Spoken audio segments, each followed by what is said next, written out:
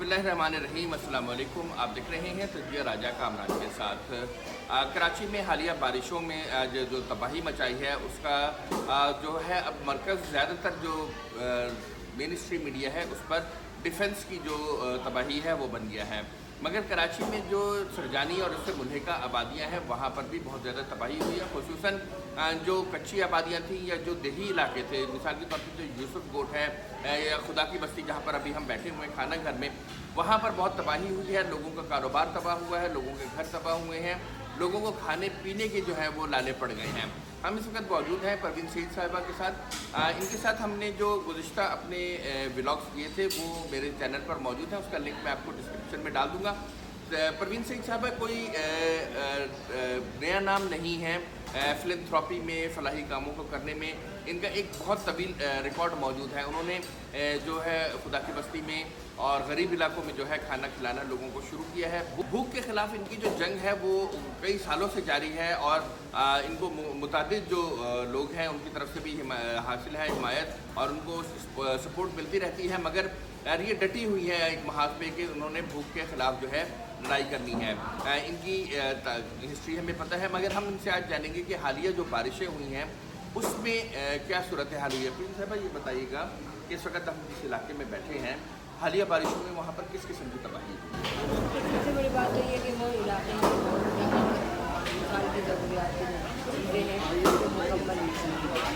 यहाँ देखा जाए तो लोगों के कच्चे मकान बने हुए भी हैं तो प्लास्टिक का बनाया है, और जो कच्ची आबादियाँ हैं जहाँ झुग्गियाँ दूसरे नदी के साथ जो इलाके थे वो तमाम के तमाम इलाके जो हैं वो मुतासिर हुए हैं खुदा की बस्ती से लेकर यूसुफ गोट से। जब यूसुफ गोट का नाम लेते हैं तो वहाँ तो जो तबाही आई वो तो बहुत बहुत तबाही आई। तो ये वो इलाके हैं और खुदा की बस्ती में तो आप तकरीबन कह सकते हैं तो यहाँ से पानी की क्या नहरें जो क्या अंदाज था, लोगों के घरों में पानी गया, छत टपक गई, उससे पानी घरों में आया तो उनका बेचारे का थोड़ा बहुत फर्नीचर था तो पड़े सब का सब जो है ना वो ख़राब हुआ। किचन कपड़े थे वो ख़राब हुए, जो बिस्तर थे वो ख़राब हुए। तो ये ऐसी चीज़ें थी कि जिनके ऊपर जो है ना हम सोच रहे थे कि ये चीज़ें तो हो ही नहीं है बारिश के साथ, लेकिन उसके साथ उनका रोज़गार भी ख़त्म हो गया था। वो कैसे जाते हैं अपने कामों पर, और लॉकडाउन के बाद तो ये मजदूर तबका तो सबसे ज़्यादा मुतासिर हुआ था। उनके पास ना मजदूरी थी, ना घर के से निकल सकते थे, ना जा सकते थे, ना कमा सकते थे। तो वो अभी दौर भी गुजरा ही था कि ये बारिशों का दौर आ गया कि इंतहाई तकलीफ़ें इन तमाम इलाकों के लिए रहा है। जो जहाँ पानी आया और जो इस हब रिवर का जो स्पैन खोला इन्होंने और जो बंद खोला उससे बहुत बड़ी तबाही हुई। बोलवी में और यूसुफ गोट में अब्दुल रहीम गोट है, ये तमाम गोट ऐसे थे कि जहाँ लोग डूब गए थे। इतना तक 8 फीट 10 फीट पानी उनके घरों के अंदर था। तो उनके बच्चों को बचाना करना जो अपनी छतों पर जा करके जो गए हैं वो गए ना कि जो बारिशें हुई हैं उसमें बहुत ज़्यादा। बारिशों के बाद आपने एक रिलीफ एफर्ट शुरू की, आप खाना घर से भी बाहर निकले, तो किस किस्म की रिलीफ एफर्ट इस वक्त आपके जो NGO है वो कर रहे हैं? क्योंकि सबसे ज़रूरी चीज़ तो खाना है। लोगों का भूख पेट भरेगा तो वो कुछ सोच सकेंगे, कुछ कर सकेंगे।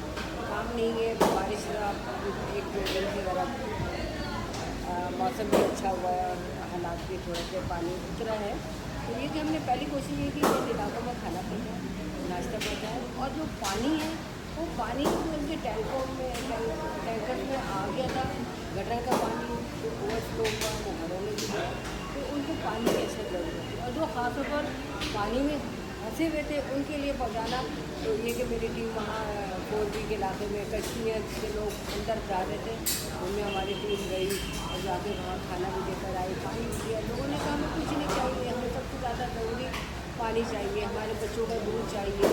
तो ये तमाम चीज़ें वहाँ हम देख रहे थे आंखों से कि ये किस हद तक जो है ना हमें इस वक्त ये सोचना चाहिए था कि ये तबाही के जिम्मेदार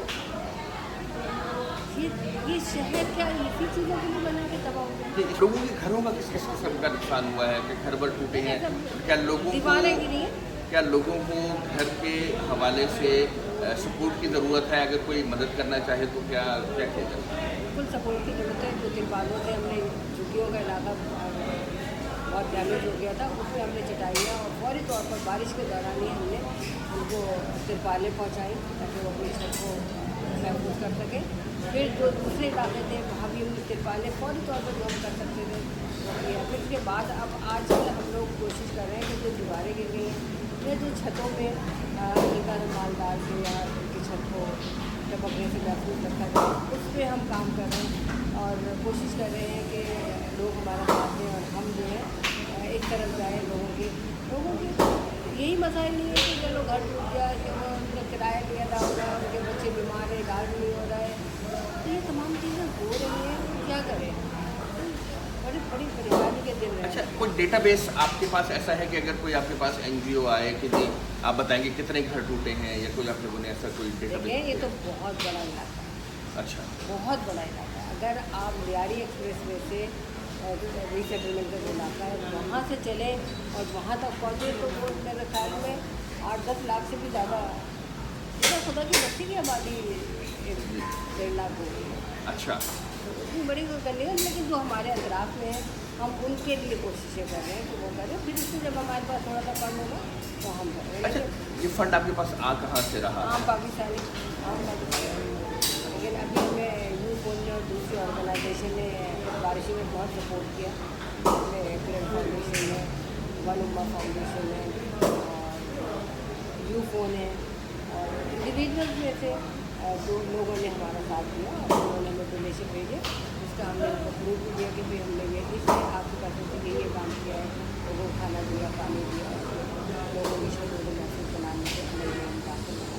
यानी अगर अब कोई आपके पास डोनेशन लेकर आए तो आप किस मद में इसको खर्च करना चाहेंगे? देखिए, इस वक्त तो अब हम पूरी एक दौर जो था वो पानी में फंसे रहने का, अब वो बिल्कुल तो नहीं, लेकिन ये कि थोड़ा बहुत रह गया, बाकी तो रिलीफ मिल गया, लोग बाहर निकल सकते हैं। तो अब जो हमारे पास स्पेशल आता है, हम तो हम कह रहे हैं कि राशन के लिए देखें, हमने कल जो राशन तकसीम थे हम किसी को बुलाते नहीं, जो रोटी लेने आते हैं फिर हम उनमें से करते हैं, या फिर हम इलाकों में चले जाते हैं, इलाकों से हम दरवाजे पर लोगों को राशन देकर आते हैं कि हम यहाँ नहीं आए, अपने ही दरवाजे पर राशन दे जाए।